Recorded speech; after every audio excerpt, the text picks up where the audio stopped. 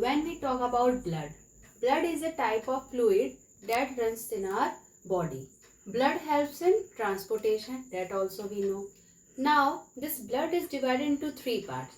First part is RBC, second part is WBC, third one is platelets.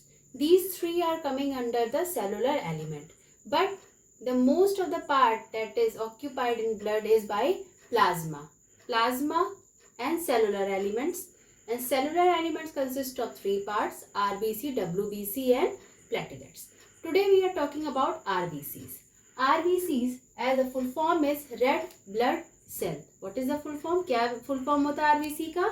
Red blood cells, जिनको हम लोग biological term में कहते हैं एरिथ्रोसाइट. तो सबसे पहले बात, what is we will talk about what is the shape of RBC. RBC का शेप कैसा होता है? तो अब इससे कि RBC is of biconcave shape. It is of biconcave shape. Biconcave का क्या मतलब है कि ये सेंटर में कॉन्केव कैसा होता है? कॉन्केव मीन्स कॉन्केव मतलब होता है बल्जिंग इन एंड कॉन्वेक्स होता है बल्जिंग आउट. तो कॉन्केव का मतलब है कि जो सेंटर है आरबीसी का वो अंदर की तरफ है. It is bulging inside. दोनों तरफ से बल्जिंग इनसाइड है. कह सकते हैं जैसे आपने पेड़ा देखा होगा, ठीक है, आरबीसी भी होती है. जैसे पेड़ा देखा है ना आपने, सेंटर में अंदर की तरफ कॉन्केव की अंदर की तरफ डिप्रेशन बना होता है, उसी तरह आरबीसी में भी दोनों तरफ से बीच में डिप्रेशन बना होता है. ठीक. नेक्स्ट, जब ये आरबीसी कैसी होती है? When this RBC is there in the younger children, जब छोटे बच्चों में होती है, या कह सकते हैं कि जब खुद मैच्योर नहीं होती है, तब ये जो आरबीसी होती है इट इज न्यूक्लिएट, यानी इसके अंदर प्रेजेंट होता है न्यूक्लियस. तो आरबीसी जो होता है, nucleus is present at young age.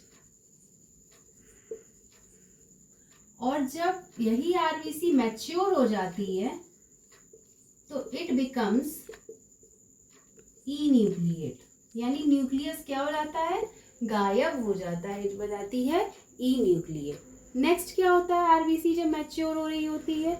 जब ये आरबीसी मैच्योर हो जाती है तो ये पहली बात तो ई न्यूक्लिएट 3, जो एक बहुत ज़्यादा बड़ा क्वेश्चन आता है, what are the 3 cell organelles that disappears from RBC when it gets mature. तो first one is nucleus, second one is endoplasmic reticulum.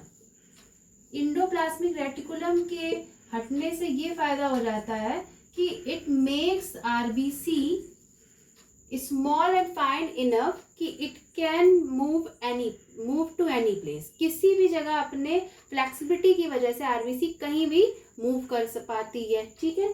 Third जो हमारा एब्सेंट होता है cell organelle, it is called as mitochondria. Mitochondria क्या होता है? ये absent होता है तो फायदा क्या मिल जाता है? आरबीसी क्या होती है? ऑक्सीजन के साथ आरबीसी प्रोड्यूस करती है हीमोग्लोबिन, और ऑक्सीजन के साथ कंबाइन करके बनाती है ऑक्सी हीमोग्लोबिन. तो अब वो जो ऑक्सीजन है वो हमारी पूरी बॉडी यूज करती है.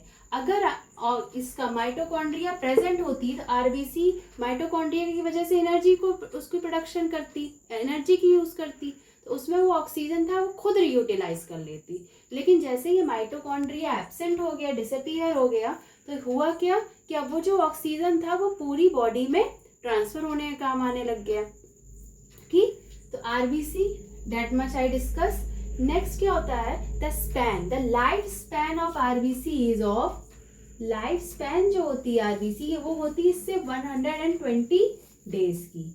उसके बाद 120 डेज के बाद ये पहुंच जाती है स्प्लीन.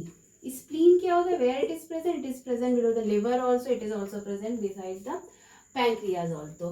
तो स्प्लीन जो होती है it is also called a graveyard of RBC. Graveyard of RBCs.